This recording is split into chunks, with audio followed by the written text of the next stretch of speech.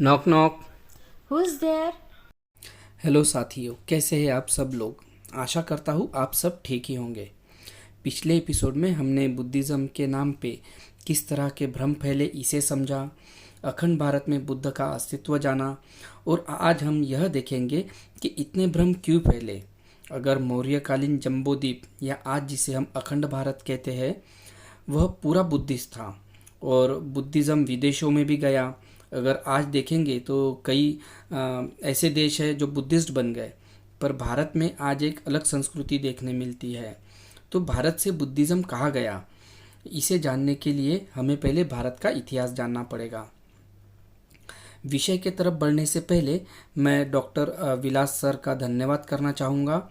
आप हमेशा हमारे मार्गदर्शक रहे हैं। और आशीष जी ने एक सवाल पूछा था, इसका जवाब मैंने कमेंट सेक्शन में लिखा हुआ है, तो मैं सभी व्यूवर्स से भी कहना चाहूँगा कि आप भी इसे ज़रूर पढ़ें। और आप सबने इतने अच्छे कमेंट्स किए हैं, इसके लिए स्पेशल थैंक्स। अब भारत का इतिहास जानते हैं। अगर आप किसी भी भारतीयों को पूछेंगे इतिहास के बारे में तो लगभग एक ही जवाब सुनने मिलेगा, गलत इतिहास पढ़ाया गया है और हमारा इतिहास छुपाया गया है। आप रैंडम किसी से भी पूछेंगे तो लगभग इसी तरीके का एक जवाब मिल सकता है। मैं यहाँ कोई जातिवादी स्टेटमेंट नहीं कर रहा हूँ, जो समाज का सच है उसे बताने की कोशिश कर रहा हूँ। सबकी बात नहीं कर रहा हूँ, पर इन जनरल ऐसे देखा जाता है कि अगर आप किसी भी मुस्लिम से पूछोगे इतिहास के बारे में तो वह कहेंगे कि हिंदुओं ने इसमें मिलावट की है। क्या आप किसी भी अगर ब्राह्मण से पूछेंगे तो वो कहेंगे कि वामपंथियों ने मिलावट की है। किसी भी अम्बेडकराइट से पूछेंगे तो वो कहेंगे कि ब्राह्मणों ने मिलावट की है। किसी भी हिंदू से अगर पूछेंगे तो वो अपना एक अलग ही मैथोलॉजी को इतिहास बनाने में लगे हुए हैं। साथियों, इसका मतलब यह हुआ कि आज जो हम इतिहास पढ़ रहे हैं उससे कोई भी संतुष्ट नहीं है। तो हम इतिहास को कैसे जानें? देखिए साथियों, जो भूतकाल में बीती बातें गई है हम उसे इतिहास कहते हैं। अगर कुछ समय पहले का इतिहास जानना है तो हमारे पास वीडियो रिकॉर्डिंग, लोगों के इंटरव्यूज़ है, टेक्नोलॉजी है, और जो आज देश की हालत है इससे हम समझ सकते हैं। पर जैसे जैसे हम समय को पीछे लेकर जाएंगे तो इतिहास धूमिल होता जाएगा। इसलिए हमें प्रॉपर सबूत और विश्लेषण करके बात को समझना पड़ेगा। अगर हम प्राचीन इतिहास की बात करेंगे तब तो टेक्नोलॉजी नहीं थी इतनी, तो फिर हम इन्हें कुछ इस प्रकार से जान सकते हैं। उस समय के लोग जो भोजपत्र पे लिखते थे या ताड़पत्र पे लिखते थे, पत्थरों पे अपनी बातें लिखते थे और कुछ स्तंभ बनाते थे, शिलालेख बनाते थे, स्तूप बनाते थे, मूर्तिकला थी, चित्रकला। जो पहले लोग मरे कुछ उनकी अस्थियां भी मिल जाती है। पुरातात्विक प्रमाणों से हम एक अंदाज लगा सकते हैं कि उस समय की संस्कृति कैसे होगी। फिर भाषा विज्ञान से भी समझ सकते हैं किस समय कौन सी भाषा भाषा विकसित हुई, कौन से लोग किस भाषा को बोलते थे। तो यह भी इतिहास को समझने में मदद करता है।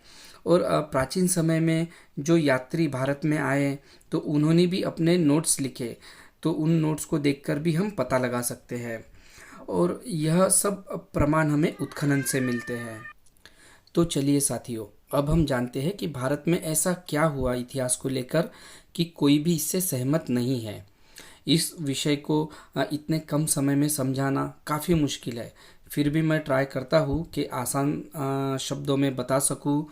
रेफरेंस के लिए अमित तिवारी जी और एसजे सर की एक काफ़ी अच्छी डिटेल वीडियो है, इसकी लिंक मैंने डिस्क्रिप्शन बॉक्स में डाल रहा हूँ, तो आप इसे ज़रूर सुने तो आप इस टॉपिक को डिटेल में समझ पाएंगे।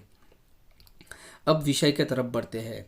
एक छोटा सा एग्जाम्पल देना चाहूँगा जिससे आप समझ पाएंगे।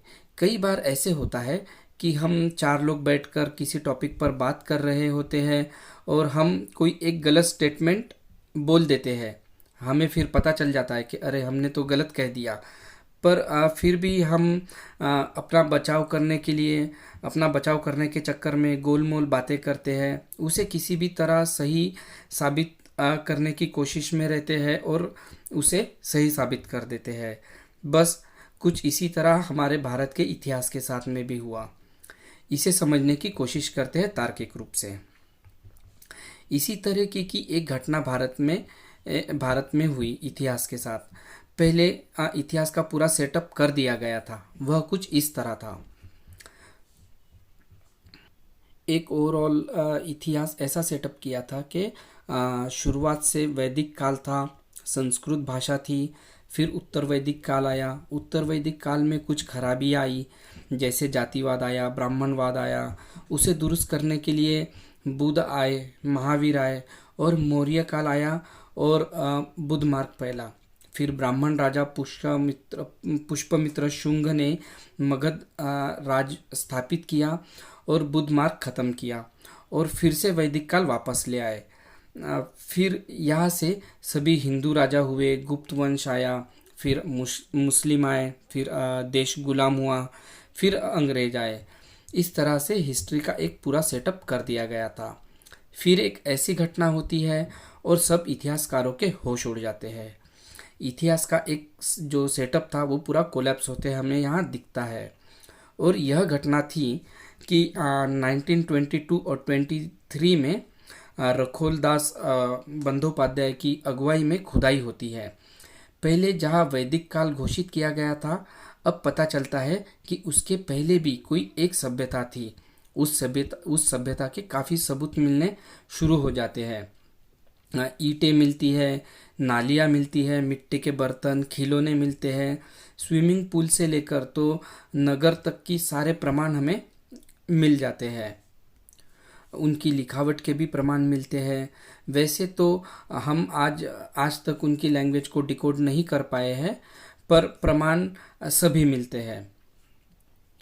और गौर करने वाली बात यह है कि वैदिक काल का इसमें कोई भी प्रमाण नहीं मिलता है, जो कि हमने सेटअप में देखा था कि शुरू से वैदिक काल था, पर उस वैदिक काल का हमें कोई भी प्रमाण नहीं मिलता है। इस घटना से यह समझ सकते हैं कि वैदिक काल को सबसे पुराना बताना यह एक फॉल्स स्टेटमेंट हमें यहाँ दिखता है। इसका एक सिंगल पुरातात्विक प्रमाण अभी तक हमें नहीं मिलता है। पर जिस तरह हमने वीडियो की स्टार्टिंग में एक उदाहरण देखा था कि हम गलत स्टेटमेंट दे देते हैं, फिर उसे सही करने के लिए गोलमोल बातें करते हैं, बस उसी तरह भारत के इतिहास के साथ में भी किया गया। इस नागरिक सभ्यता के प्रमाण हमें मिल गए थे, तो इसे भी इतिहास में दर्ज करना जरूरी था और इतिहास को चेंज करना भी जरूरी था, पर ऐसे नहीं किया गया। और वैदिक काल शुरुआत से भारत में था, इस बात को इतिहास में एडजस्ट किया गया और यही से सारा घालमेल शुरू हो जाता है। और यही एक कारण है कि जब हम इतिहास पढ़ते हैं तो हमें कई सारे कन्फ्यूजन मिलते हैं, कई सारे लूपहोल्स मिलते हैं राजाओं को लेकर, उनकी भाषा, उनकी लिपि को लेकर।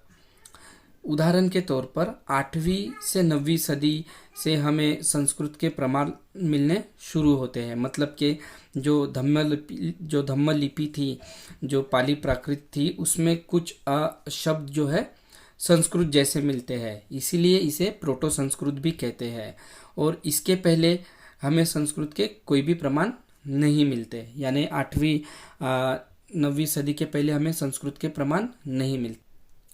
पर जब इतिहास में चाणक्य या कौटिल्य जी के बारे में पढ़ाया जाता है कि जिनका मौर्य साम्राज्य की स्थापना करने में बहुत बड़ा हाथ था, वो वैदिक संस्कृति को मानते थे और उन्होंने जितने भी ग्रंथ लिखे वह सब संस्कृत में ही लिखे। अब यह सोचने वाली बात है कि मौर्य साम्राज्य की स्थापना होती है ईसा पूर्व 322 में, तब संस्कृत के हमें कोई भी प्रमाण नहीं मिलते हैं। इवन चाणक्य या कौटिल्य जैसे शब्द भी हम धम्मलिपि में नहीं लिख सकते। तो ऐसे कई सारे लूप होल्स है जो हमें इतिहास में मिलते हैं। अब हम अपने इतिहास के तरफ बढ़ते हैं कि बुद्धिज्म का प्रभाव इतना बढ़ गया था, विदेशों से भी लोग पढ़ने आते थे भारत में, और भारत से भी बुद्धिज्म बाहर जा रहा था। तो फिर भारत में यह बुद्धिज्म डिक्लाइन कैसे हुआ? अगर हम पुरातात्विक प्रमाण पर जाएंगे तो देखेंगे कि वैदिक काल की हमें कोई भी प्रमाण नहीं मिलते हैं, पर हमारे इतिहास में पढ़ाया जाता है कि पुष्पमित्र शुंग यह एक ब्राह्मण राजा था। उसने बुद्ध धर्म को खत्म करके वैदिक धर्म वापस ले आया था। इस घटना को प्रमाण मान सकते हैं कि पुष्यमित्र शुंग ने बृहद्रथ मौर्य की हत्या कर शुंग वंश की स्थापना की थी। क्योंकि नया वंश स्थापित करना है तो पुराने राजा को मारकर या उसे हराकर ही नया वंश स्थापित होता है। पर बुद्ध धर्म को खत्म करके वैदिक धर्म लाना, यह एक भ्रम हमें मालूम पड़ता है। इसे थोड़ा तार्किक रूप से समझने की कोशिश करते हैं। सबसे पहले कि सारे वेद संस्कृत में लिखे हैं और संस्कृत के कोई भी प्रमाण हमें इतने पुराने नहीं मिलते। पुष्यमित्र शुंग का काल 185 ईसा पूर्व था और उस समय कोई भी हमें संस्कृत के प्रमाण नहीं मिलते। अगर शुंग ने वैदिक काल वापस लाया तो जिस तरह सम्राट अशोक ने बुद्ध संगति कराई, स्तूप बनवाए, बुद्ध धम्ब के स्तंभ में उसको लिखित रूप में ले आए, उसी तरह शुंग ने भी अगर वैदिक काल वापस लाया तो फिर शुंग ने भी मंदिर बनवाने चाहिए थे, वेद उपनिषद लिखवाने चाहिए थे। पर इसके भी हमें कुछ भी पुरातात्विक प्रमाण नहीं मिलते हैं। इसके विपरीत शुंग वंश में स्तूप बने, चैत्य हॉल जो होते हैं वो बने। जो शुंग वंश का जो काल था उसमें भी हमें जितना भी आर्किटेक्चर मिलता है वो सभी बुद्धिज़्म का ही मिलता है। साथियों, अगर पुष्यमित्र शुंग के इस एपिसोड में भी बुद्धिज़्म डिक्लाइन नहीं होते दिखता है और इसके विपरीत बुद्धिज़्म के ही वहाँ से प्रमाण मिलते हैं, तो फिर बुद्धिज़्म डिक्लाइन कब हुआ और कैसे हुआ, इसे हम अगले एपिसोड में जानेंगे। आज के एपिसोड में हमारा मकसद किसी भी धार्मिक भावनाओं को आहत करना नहीं था, बस हम प्रमाणों के आधार पर बात कर रहे थे। आशा करता हूँ कि आप भी इसी बात को तार्किक रूप और प्रमाण के आधार पर ही समझेंगे और आशा करता हूँ कि आज का एपिसोड आपको पसंद आया होगा। तो मिलते हैं अगले संडे, तब तक अपना ख्याल रखें। चैनल को लाइक सब्सक्राइब करें, जितना हो सकता है इसे शेयर करें और कमेंट करना ना भूलें। आपके कमेंट हमें प्रेरणा देते हैं। तो मिलते हैं अगले संडे। धन्यवाद।